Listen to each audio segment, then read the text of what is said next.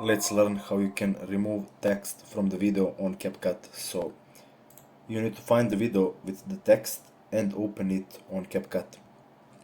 Now you want to select that video and just copy paste it on the new video. So this video that's a bow, you need to click on mask and click on add mask and click on rectangle.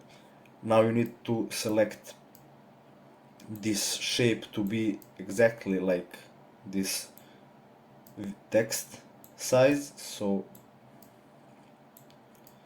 this will do.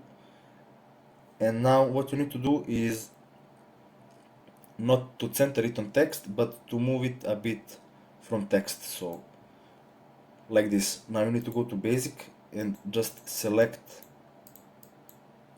the text you have copied. Now this may not look good because it's hard video to replace the text, but on some easier videos you can easily change this, as you can see here.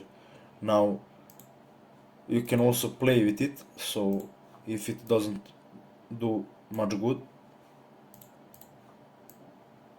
for example like this, it can still be visible but not as much, and text will not appear right here. So that's it, thanks for watching and see you in the next video.